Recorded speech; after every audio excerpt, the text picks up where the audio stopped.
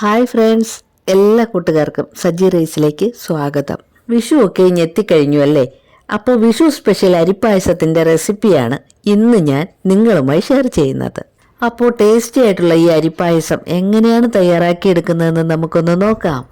അതിനായി 250 ml അളവിൻ്റെ കപ്പിൽ ഒരു കപ്പ് അരി ഞാനിവിടെ എടുത്തിട്ടുണ്ട്. ഈ പായസം തയ്യാറാക്കി എടുക്കുന്നതിന് വേണ്ടിയിട്ട് നിങ്ങളുടെ കയ്യിലുള്ള ഏതരി വേണമെങ്കിലും എടുക്കാം. ഉണക്കലരിയാണ് ഏറ്റവും നല്ലത്. അതല്ലെങ്കിൽ പച്ചരിയോ റോസരിയോ മട്ടയരിയോ ഏതായാലും കുഴപ്പമില്ല.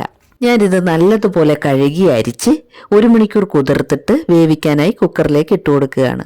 ഇനിയിപ്പോൾ നിങ്ങൾ അരി കുതിർത്തില്ലെങ്കിലും കുഴപ്പമില്ല, 2 വിസിലധികം വേവിച്ചെടുത്താൽ മതിയാവും. ഇനി ഇത് വേവാൻ ആവശ്യത്തിനുള്ള വെള്ളം ഒഴിച്ചു കൊടുക്കാം. അരി അളന്നെടുത്ത അതേ കപ്പിൽ തന്നെ 3 കപ്പ് വെള്ളമാണ് ഒഴിച്ചു കൊടുക്കുന്നത്.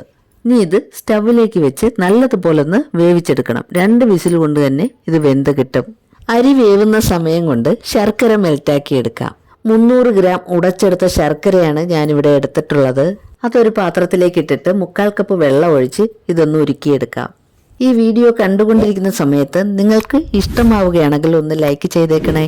അതുപോലെ തന്നെ ചാനൽ സബ്സ്ക്രൈബ് ചെയ്യാതെ കാണുന്ന കൂട്ടുകാർ ആരെങ്കിലും ഉണ്ടെങ്കിൽ ഒന്ന് സബ്സ്ക്രൈബ് ചെയ്ത് സപ്പോർട്ട് ചെയ്യാനും കൂടി മറക്കരുതേ. ശർക്കര ഇവിടെ മെൽറ്റായി കിട്ടിയിട്ടുണ്ട്. ആ സമയം കൊണ്ട് തന്നെ നമ്മുടെ അരിയും വെന്ത് വന്നിട്ടുണ്ട്.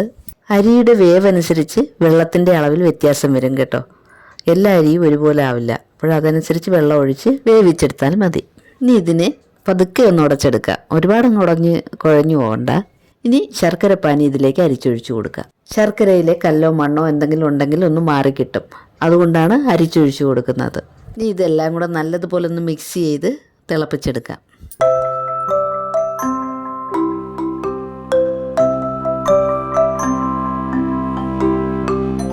നല്ലതുപോലെ ഉടച്ചെടുത്ത ശേഷം മധുരം ബാലൻസ് ചെയ്യുന്നതിന് വേണ്ടിയിട്ട് 1 നുള്ളുപ്പ് ഇപ്പോൾ ചേർത്ത് കൊടുക്കുക.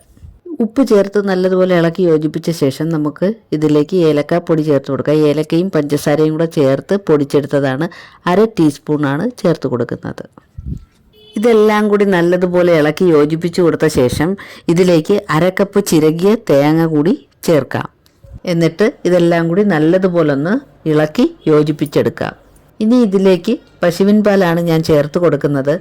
തേങ്ങ ചിരകി ഇട്ടതുകൊണ്ട് തേങ്ങാപ്പാൽ ചേർക്കേണ്ട ആവശ്യമില്ല.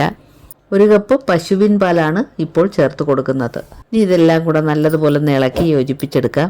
ഇനി ഇതിലേക്ക് 1/2 കപ്പ് ചെറിയ ചൂടുവെള്ളം കൂടെ ചേർത്ത് കൊടുക്കുകയാണ്. അരിപ്പായസം തണുത്ത് കഴിയുമ്പോൾ ചിലപ്പോൾ കട്ടിയായി പോകാൻ സാധ്യതയുണ്ട്. അതുകൊണ്ടാണ് ഇപ്പോൾ ചൂടുവെള്ളം ചേർത്ത് കൊടുക്കുന്നത്. ഇനി ഇതിലേക്ക് നട്ട്സും മുന്തിരിങ്ങയൊക്കെ വറുത്തിടാം. ഇപ്പോൾ സ്റ്റൗ ഓഫ് ചെയ്യാം. ചൂടായ തവയിലേക്ക് 2 ടേബിൾ സ്പൂൺ പശുവിൻ നെയ്യ് ചേർത്ത് കൊടുക്കാം. നെയ്യ് ചൂടായി വരുമ്പോൾ ഇതിലേക്ക് 2 ടേബിൾ സ്പൂൺ അണ്ടിപ്പരിപ്പിട്ട് മൂപ്പിച്ചെടുക്കാം. അണ്ടിപ്പരിപ്പ് മൂത്ത് വരുമ്പോൾ നമുക്കിതിലേക്ക് ഉണക്കമുന്തിരിയും കൂടി ചേർത്ത് വറുത്തെടുക്കാം.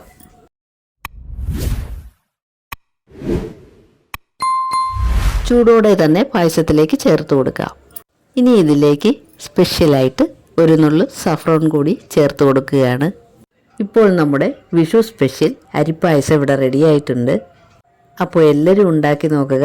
ഇഷ്ടമാവുകയാണെങ്കിൽ ഷെയർ ചെയ്യുക, കമൻറ്റ് ചെയ്യുക. എല്ലാ കൂട്ടുകാർക്കും വിഷു, ഈസ്റ്റർ, ഈദ് ആശംസകൾ.